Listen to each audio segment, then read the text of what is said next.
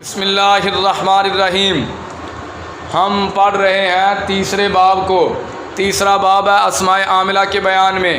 اسماء عاملہ کی کل 11 قسمیں ہیں۔ 11 قسموں میں سے ہم نے 7 اقسام کو پڑھ لیا ہے۔ اب ہم 8ویں قسم کو پڑھیں گے۔ 8ویں قسم کون سے ہے؟ مصدر ہے۔ 8ویں قسم کون سی ہے؟ مصدر ہے۔ مصدر کی تعریف: مصدر حدث کا وہ اسم ہے جو مفعول مطلق بنے۔ مصدر حدث کا مصدر کا عمل پڑھنے لگے ہیں۔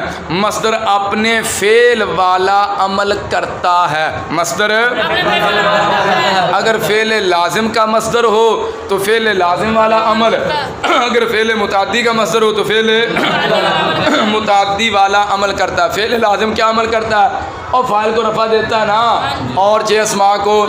اور فعل متعدی کیا عمل کرتا ہے؟ فاعل کو رفع اور 7 اسماء کو نصب دیتا ہے۔ فعل لازم اور فعل متعدی کو پہچاننے کا طریقہ آپ نے پڑھ لیا ہے۔ تو مصدر جو ہے فعل والا عمل کرتا ہے۔ فعل لازم سے ہو تو فعل لازم والا عمل، فعل متعدی سے ہو تو فعل، لیکن مصدر کے عمل کرنے کے لیے ایک شرط ہے۔ مصدر کے عمل کرنے کے لیے ایک شرط ہے، اور وہ شرط یہ ہے کہ مصدر مفعول مطلق نہ ہو۔ مصدر اگر مصدر مفعول مطلق ہوگا تو پھر کوئی عمل نہیں کرے گا۔ سائل سوال کرتا ہے، بھائی مصدر جب مفعول مطلق ہو تو پھر عمل کیوں نہیں کرے گا؟ تو اس کا جواب یہ ہے کہ مصدر جب مفعول مطلق بنے گا تو اس سے پہلے فعل موجود ہوگا۔ اور مفعول مطلق کس کا ہوتا ہے؟ فعل کا ہی ہوتا ہے نا۔ جب مصدر مفعول مطلق بنے گا تو اس سے پہلے فعل موجود ہوگا۔ فعل قوی عامل ہے، فعل قوی عامل ہے، اور مصدر ضعیف کمزور عامل ہے۔ قوی کے ہوتے ہوئے ضعیف کو عامل بنانا درست نہیں ہے، درست فائدہ بھی آگے۔ مصدر کی اضافت، مصدر کی کبھی فاعل کی طرف ہوتی ہے اور کبھی مفعول کی طرف ہوتی ہے۔ مصدر کی اضافت کبھی، اگر مصدر کی اضافت فاعل کی طرف ہو تو فاعل لفظاً مجرور ہوگا اور محلاً مرفوع ہوگا۔ محلاً مرفوع کیوں ہوگا؟ کیونکہ وہ مصدر کا فاعل ہے، اور فاعل کیا ہوتا ہے؟ مرفوع ہوتا ہے۔ اور جیسے بھی مثال بھی سمجھ لو، جیسے اعجبنی ضرب زید عمرا، اعجبنی ضرب زید عمرا۔ ضرب جو ہے یہ مصدر ہے۔ ضرب کیا ہے؟ یہ مصدر ہے، اور یہاں پر مصدر کی جو اضافت ہے زید کی طرف ہے۔ کس کی طرف ہے؟ زید جو ہے یہ فاعل بن رہا ہے۔ کیا بن رہا ہے؟ فاعل بن رہا ہے، اور فاعل تو مرفوع ہوتا ہے۔ یہاں یہ کیا ہے؟ مجرور ہے، کیونکہ یہ مضاف الیہ ہے۔ لفظاً مجرور ہے، محلاً مرفوع ہے۔ کیوں مرفوع ہے؟ کیونکہ یہ ضرب مصدر کا فاعل ہے۔ ترجمہ کیا کریں گے؟ زید کے امر کو مارنے نے مجھ کو تعجب میں ڈال دیا۔ زید کے امر کو مارنے نے مجھ کو تعجب میں ڈال دیا۔ تو زید کون ہے؟ مارنے والا۔ مار کے اس کو پڑھی ہے، امر کو پڑھی ہے۔ تو اعجبنی ضرب زید میں زید پھر کیا بنا؟ فاعل بنا۔ کیا بنا؟ امر کیا بنا؟ مفعول بھی، اور معنی مصدری زید سے صادر ہو رہا ہے اور امر پر واقع ہو رہا ہے۔ زید بن گیا فاعل، امر بن گیا مفعول بھی۔ تو ضرب مصدر کی اضافت فاعل کی طرف ہے، فاعل لفظاً مجرور ہے اور محلاً مرفوع ہے۔ جیسے اعجبنی ضرب زید عمرا، زید کے۔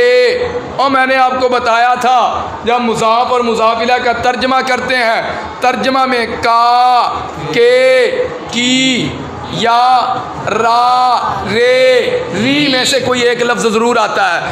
ضرب زید، زید کے امر کو مارنے نے، زید کے آیا کہ نہیں آیا؟ تو یہ ضرب کی اضافت ہوئی زید کی طرف۔